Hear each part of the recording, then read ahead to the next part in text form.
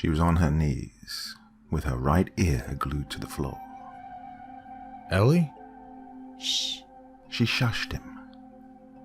It had been over 30 years since she last welcomed him home with her buttocks up in the air. But back then, the context was completely different. Ellie, what are you doing? Shh. She shushed him again, with a hiss as an undertone. Elmer placed the paper bag containing their freshly baked bread on the dust-collecting sofa they kept in the hallway. He'd wanted to get rid of the old thing ages ago, but his wife wouldn't let him. It was a wedding present from her mother. He slowly approached the living room, where his wife was bent and crumbled, looking like she spontaneously wanted to pray, but instead had got a cramp. The parquet creaked mildly under his careful steps. Am I missing something? Get down here. Elmer sighed. Neither his age nor his body mass would appreciate what he was about to do. He knelt down next to his wife and tried lowering his face to hers to see her better. Lower. No, her hair wasn't stuck in between the floorboards. He ran out of ideas. Elmer sighed again as his hands eased the side of his head to the cold, hard wood. Ellie's face, pale as a ghost, didn't even begin to cover it. Don't you hear it? She hadn't whispered to him in years. The last time she whispered to him was almost a decade prior, when their oldest son came to visit in the middle of the night, and Ellie thought that someone had broken into their house. He liked hearing her whisper. It was a nice change from the constant nagging and complaining. Hear what? There might have been a bug stuck under there somewhere, but Elmer had a hunch his wife was whispering about something else. There was panic in her freckled hands, panic in her dilated pupils. My name!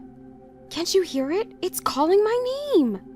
At first, I wasn't sure, but now I'm sure. Can't you hear it? Listen closely. Elmer stared at his white-haired spouse, dumbfounded. Unless Ellie's name was deaf static, he was quite sure he couldn't hear anything. I don't hear anything. Shh! Listen! Listen! Nothing. Did you hear it? Hear what? Eliza. It's echoey. Eliza. Like from the bottom of a well. Elmer's hands helped his torso up again. I don't hear anything. With close to inhumane effort, the old man got up and offered a helping hand to his life partner. Eliza. Ellie, I got the bread. We can have breakfast now. There's something calling your wife from under the floor, and all you can think about is stuffing your fat gut? So much for the whispering. It was nice while it lasted, Elmer thought. I'll go set the table. He loved her. He really did. But sometimes he had these doubts. Elmer was already in the kitchen when Ellie called him back in the living room to give her a hand with getting up.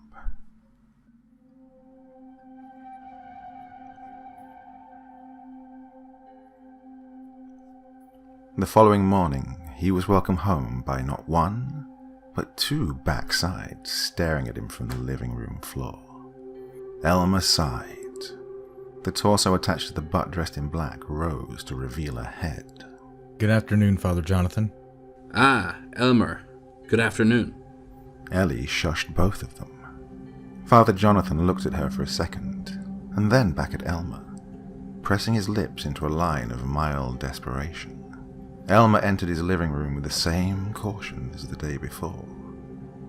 His wife spoke to him from foot level. They're gone today. Not even I can hear them. Ellie sat upright and looked the priest dead in the eye. I think they're afraid of you. The priest shrugged. Elmer's frame got in between, offering each of them a helping hand. Ellie hesitated. I wish they would say something while you're here, Father. Elmer, godless as he is, can't hear them, but I'm sure you would. The priest and Elmer exchanged a worried glance. Ellie got to her feet too, and caught a glimpse of that exchange. I'm not crazy, Father. Nobody said you are, child. Elmer found that sentence quite oxymoronic. The devil works in mysterious ways. However, we must not exclude the possibility of interpretation. It called me by my name. Father John reached a conclusion based on Elmer's facial expressions.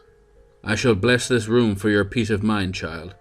The house, Father. Bless the whole house. Have you heard it anywhere else? No, just here. But please bless the whole house. Elmer left the room.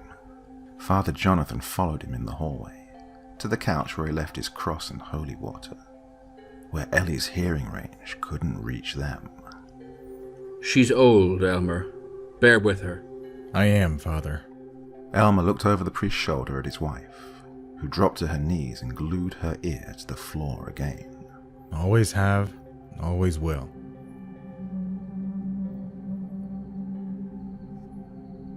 Catherine called this morning. Elmer frowned and let his knife and fork drop on his half-empty plate. And you didn't call me why? You were out buying bread. I doubt she called that early. Ellie gave him an annoyed glance. She always made that face on the few occasions Elmer would raise his voice at her. I was out in the garage. You should have called me. I haven't spoken to her in 2 weeks. She'll call again. Elmer and Ellie had 3 children. Eric, Edward, and the apple of Elmer's eyes, Catherine. Catherine was supposed to be named Eleanor, but Eleanor was the name of Elmer's most hated teacher back in school. He had to fight Ellie on that one, Fine then. Ellie had said. You name her if you're so good at all of this all of a sudden. And, as Elmer stared at the wrinkled little face of the cooing bundle in his arms, he decided. Catherine. This is Daddy's little Cathy. Yes, she is. All 3 children grew up to be fine adults. Eric went to law school and became a very renowned lawyer. Edward was offered a job at a startup firm which grew quickly, placing him in a high-up position, despite him never going to university. And Catherine went to med school, but dropped out after 2 years to become a nurse. Ellie was furious with her. Not Elmer, though. Elmer knew why his baby girl decided against med school, even though medicine and helping others had always been her biggest passions. I can't do it, Daddy, Cathy cried to him over the phone. They're so cold. Whenever an operation is a failure, they go back to the patient's family and, Lord, they're so cold. I can't be that cold, Daddy. I don't want to be that cold. So much responsibility. Somebody's life in your hands. I can't do it. I'm such a lousy coward. No, baby, Elmer assured her. Everybody I know is a bigger coward than you. You just have a heart of gold, and the world is toughest on people with hearts of gold. Elmer? Ellie barely touched her dinner, but, as always, she waited for him to notice and ask what's wrong, rather than simply request something else to eat. Not today, Elmer thought. Today he had had a chance to speak to his most precious child, but his wife was too comfortable to go get him to the phone. He felt he had a right to be a little upset with her. Elmer, I'm talking to you. What is it? Ellie played the puppy eye card. I'm sorry if you don't like the Brussels sprouts, but we had to cook them today or they would have gone bad. It's not the food, Elmer. Then what? I heard it again today. Heard what? Ellie was trembling. The voice. In the living room underneath the floorboards. It's back. Her eyes were glistening. They glistened like that when they found out they were expecting their 3rd child, and Ellie wanted to get rid of it. They glistened like that when Ellie asked Elmer to apply for a bank loan to send their oldest son to college. She was reaching out to him. She needed him. An old, drained, distressed woman reaching out to her rock. Father Jonathan blessed the entire house just last week. It's still here, Elmer. I heard it again today. Clearer than ever. You want me to go check again? No, you won't hear it. Nobody will. It's here for me. Her lower lip began to vibrate. I'm going to die, Elmer. Elmer immediately got out of his chair and went to hold his wife. Ellie was sobbing against the right strap of his suspenders, mumbling something about sorrow and not wanting to go. For her sake, Elmer's composure hardened to iron. You're not going to die, Ellie. Don't you remember what the doctor said last month? He said you're as healthy as could be, and that unless fate plays dirty, you'll live to see your grandchildren reach adulthood. Our oldest grandchild just turned 8, dear. There's nothing for you to worry about. Ellie was holding on to her husband with such force, he would have lost his balance if he were less heavy. No, it's coming for me. It's... Look at me, Elmer. Elmer's gaze met Ellie's blurred orbs. It said I must confess before I go. Elmer's blood ran cold. Having a voice tell his wife she must confess before she goes was on a completely different word palette than Eliza was. Who did? The voice, Elmer. It said I must confess. He knelt down next to her, her hands in his. Ellie, there is no voice. Ellie pulled her hands out of Elmer's and turned to her untouched dinner again. Honey, I think you need help. And why the hell do you think I'm telling all of this to you for? Not from me, Ellie, from a professional. We can schedule an appointment with a professional. Maybe Kathy knows somebody. No. Ellie grabbed the shoulders of her kneeling husband with crumbling strength. Don't you dare mention any of this to Catherine. If you must, ask Eric or Edward if they have any connections. But don't, under any circumstance, mention any of this to Catherine. Catherine mustn't know. All right, Catherine won't know. Her grip sweetened, and she brought her right palm to her husband's soft cheek. Do you want me to call Father Jonathan again? No, it's not him I need to confess to. Elmer felt cold at the pits of his arms. Elmer? Yes? Ellie opened her mouth and closed it again. You can trust me, Ellie. You can tell me anything. You know that. Her chair creaked as she backed away from the table and got up.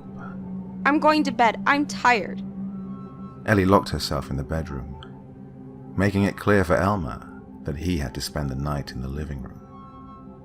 Whether Ellie was sleeping or not, Elmer knew better than to bother her. He loved her. He really did. Sometimes, however, he simply had these doubts that were eating away at him.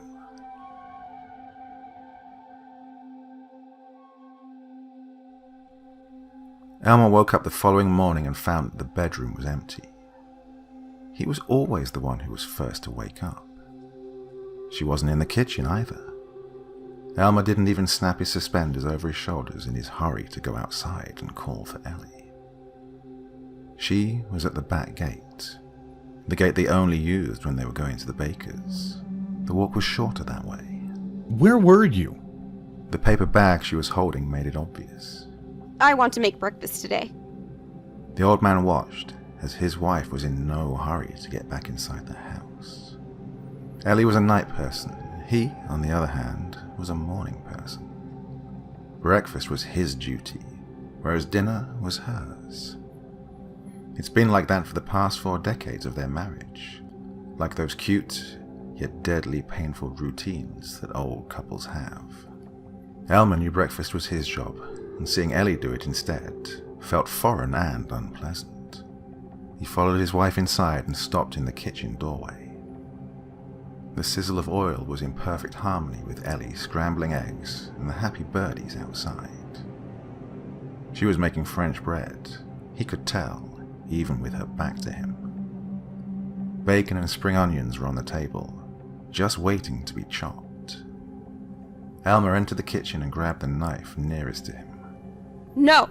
Ellie had her arm around the bacon and spring onions in a matter of seconds. I'll do it. He froze. Ellie looked like she just jumped in front of a bullet to protect her children. She was even rigid with determination and everything. Ellie, are you all right? Elmer put the knife down cautiously. She avoided his gaze. I want to do it. I need something to do. Go read the paper in your lazy boy or something. I'll call you when it's ready. Elma's hand met Ellie's on the knife. Put it down, love. Ellie gasped softly. He rarely called her love, but whenever he did, her heart would sigh, "I do," over and over again. She put the knife down. Look at me. She hesitated. Elma was well accustomed to her dramatic outbursts, but this was different. What's wrong? Ellie opened her mouth and closed it right back, just like the night before. Come on, Eliza. Talk to me. Her chin was trembling. I can't help you if you don't speak. She always needed somewhere between 3 and 5 reassures before she would talk. Sometimes she needed to cry for a good half an hour before she would manage to upright herself enough to speak. Some say you can spend a lifetime alongside a person and never get to know them. But Elmer knew his wife. Oh, he knew his wife really, really well. And despite all her flaws, he really loved her. And he really had some doubts. Elmer didn't rush her. He held her hand to his chest and looked at her with all the understanding in the world. I heard it again. He wouldn't have asked if she hadn't paused. Hear what, honey? The voices calling me. From the living room? Ellie shook her head as salt water was smudging her sight. Bedroom. Elmer felt cold in the pits of his arms again. When? This morning, I woke up at 6 a.m. and it was faint. I got closer, and there it was again. The smell of burnt French bread was making Elmer nauseous. Eliza.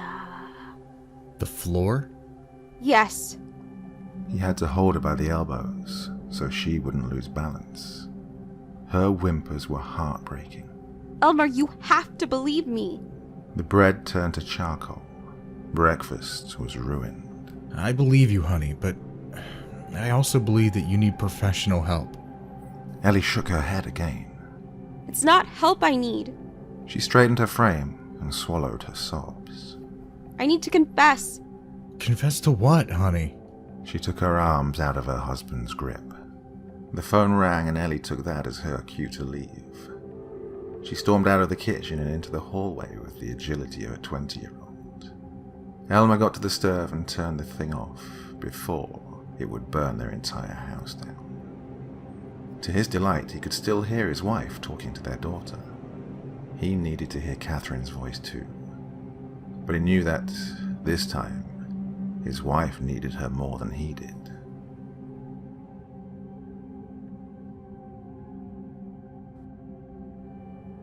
When they moved in together, the couple established some house rules.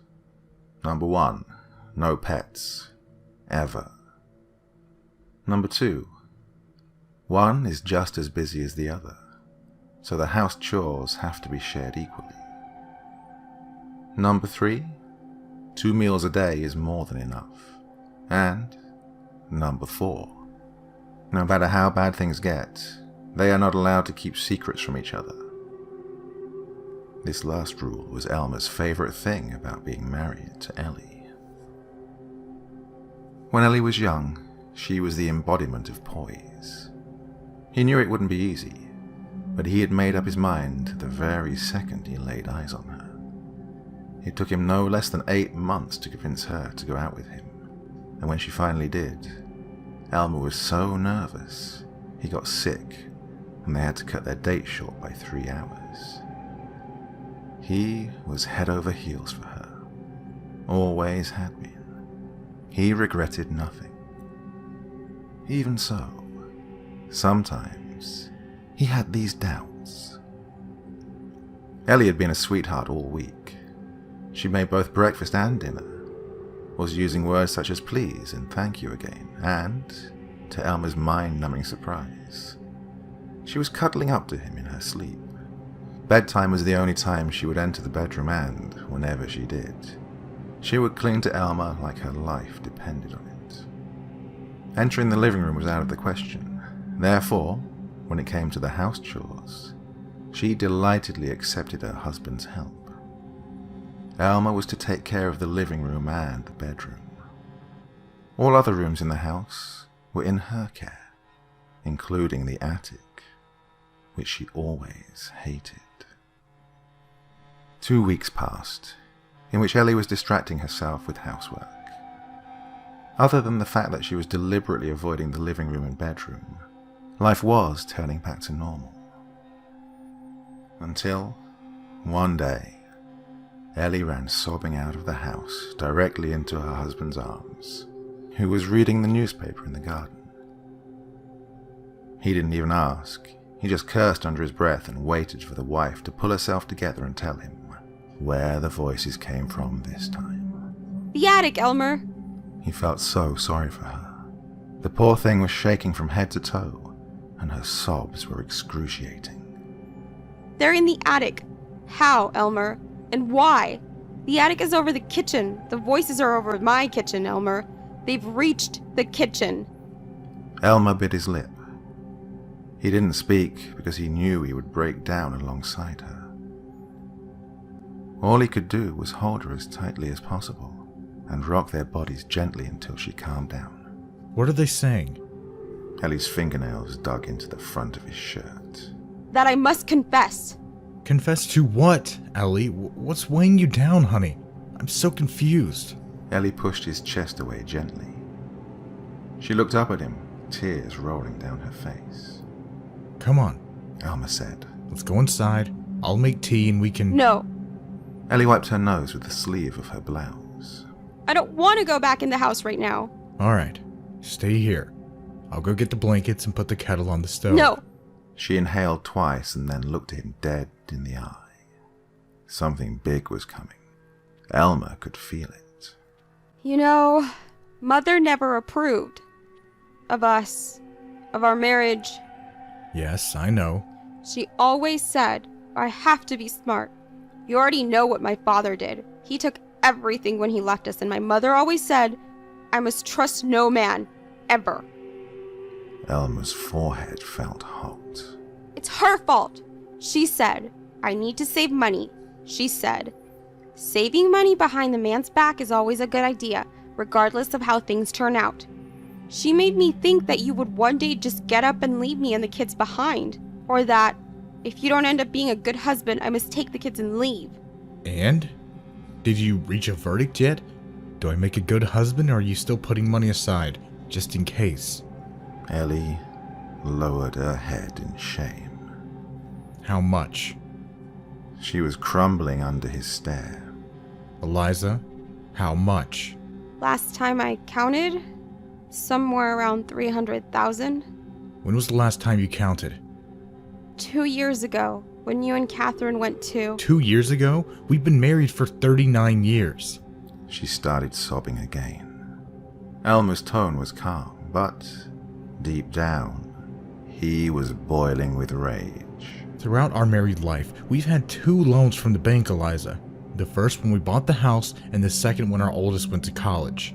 I paid off both of them, all by myself. Now you're telling me that as I was working my ass off to provide to our family, you were putting a fortune together just in case you decided you don't like me? It's not like that.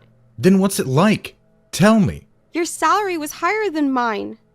Elmer's mind, heart, and body went numb. Not by a lot, Ellie, and we both know that. Ellie regretted that last sentence of hers, and she would regret it for the rest of her days. I'm sorry. I'm so sorry, Elmer. Forgive me. It's all on your mother's couch, isn't it? Yes, it's all there. Take it, Elmer. You can have it all. Just please forgive me. There was nothing pretty about watching the love of his life cry. Ellie had gone through enough the past few weeks, and having her husband angry with her wouldn't soothe things in the least. Elmer was already looking for excuses in his mind to convince himself that Ellie was indeed an angel, but with a demonic mother. Tell me something, Eliza. Would you have ever told me about the money if the voices didn't tell you to? She hesitated. Yes, I would have. Eventually. Elmer inhaled deeply and exhaled steam. Apparently, he didn't know his wife as well as he thought he did, but he knew enough to tell when she was lying. Never in a million years would he have thought that the dusty old couch they kept in the hallway was an undercover deposit box. But he wanted to believe her so badly. He wanted to believe that she was sorry. He wanted to believe that she would have eventually told him why she didn't want to throw the old couch away. But his heart was just as smart as the rest of him. If it weren't for the voices, Ellie would never have told him about the money. Where did you put the Johnny Walker? In the coffee cupboard, behind the paper bag on the left. Good. I need a drink. Of course, honey, I'll get the... Alone. Ellie looked like a kicked puppy. I need to be alone. I need to think. Stay here if you can't go back into the house yet. And, just like that, for the very first time in almost half a century, Elmer turned his back on his wife. He had his doubts, all right, but this blow was quite unexpected.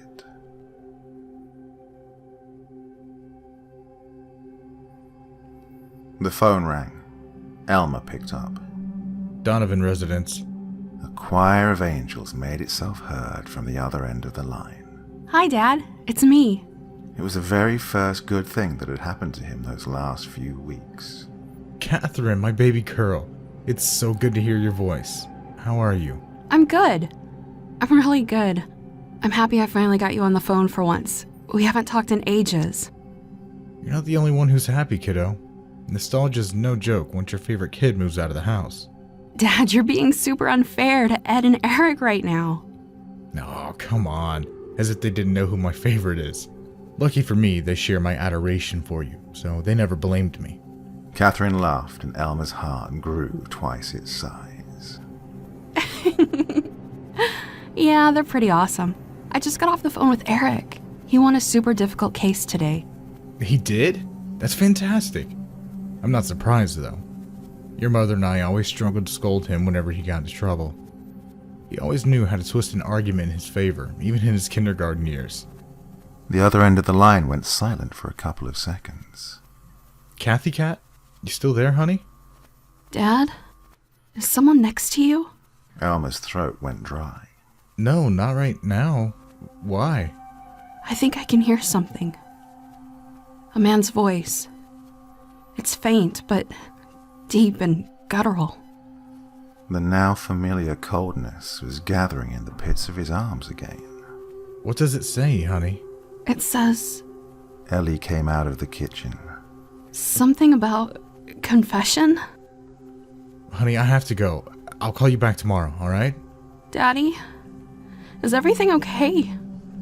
Elmer, Ellie's voice was coming from a broken cavern inside her chest. She was walking slowly towards him, like an infant trying to walk again after falling for the first time. Her eyes were purple from all the crying she'd done. Yes, honey, don't worry. We'll talk tomorrow. Catherine protested, but Elmer placed the receiver down before she managed to finish her sentence. Elmer, Ellie was shaking as if thousands of volts were going through her. I can't.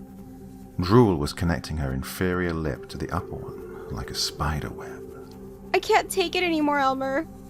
They've gotten so loud. Elmer, they're everywhere. They've been screaming, Elmer. They're so loud. Elmer watched her with sad eyes.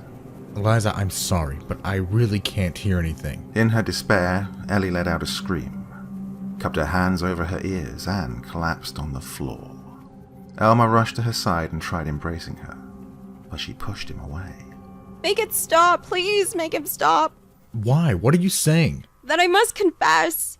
Elmer was confused. He tried pulling his wife into his arms again, but she grabbed him by the hands, interrupting the hug midway. You already confessed, honey. Ellie pressed her lips together and shook her head forcefully. And it's all right. I understand and I forgive you. I forgive you, Ellie. I love you, but this has to stop. We really need to get you professional help. I cheated on you. Elmer froze. Ellie put her head in her hands as her violent sobs echoed in the hallway. And there it was. Elmer's doubts finally confirmed. When? Ellie was rocking back and forth, crying with the passion of an entire chorus in a Greek tragedy. Elmer's patience was over and done. He grabbed his wife by the elbow and forced her to look at him. When, Eliza? He didn't ask with whom. He didn't care who she cheated with, knowing how cold his wife was regarding matters of the heart. She would have confessed her infidelity years ago. However, the messy circus she was providing made it clear there was something bigger than cheating to the story. Elmer felt the life draining out of him as the seconds passed by. Please, Eliza, please tell me that Catherine is my daughter. For the love of God, woman, please tell me that Catherine is my child. Ellie didn't answer. She just cried harder and tried taking Elmer back on his hug offer. That was enough of an answer. Elmer got to his feet before she even had a chance to touch him. I confess! I confess! I confess! Please, Elmer, please make them stop. Elmer had to choose one of two options. One, call an ambulance for his deranged wife and tell her that he forgives her, so that she gets hospitalized with a little peace of mind. Or two, grab his coat and go to the bar down the street, where the guests were few and the barkeeper wasn't talkative. Choosing was easy. He could still hear Ellie screaming, even as he closed the front gate behind him. I confessed! I confessed, you rotten beings from hell! What else do you want from me? Shut up! Shut up! Shut up! Elmer got back home around 2 a.m. He wasn't exactly drunk, but he wasn't sober either. The house was quiet, just like he expected it to be. He looked in the kitchen for his wife, even though he was certain she wouldn't be there. He didn't bother checking the bedroom or the living room. Elmer went straight for the attic. He hesitated in the doorway.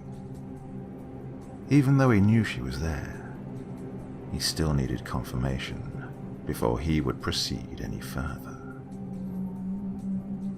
Elmer cracked the door open, just enough to let a thread of light in. Ellie's left house slipper was on the floor. Her right one was still attached to her, dangling slightly from the ceiling. Elmer had seen enough, so he shut the door. He had to wait for the alcohol to wear off before he would enter the attic again. Otherwise, Ellie wouldn't be the only mess that had to be cleaned up. He had to call so many people. The ambulance, the police, the funeral home, Eric, Edward, and Catherine. There were so many preparations that needed to be done. So many flowers that needed to be bought. So much black cloth that needed to be ironed. But first things first. Elmer got his toolbox and grabbed a screwdriver. He had to remove all the speakers he'd installed under the house's wooden floorboards.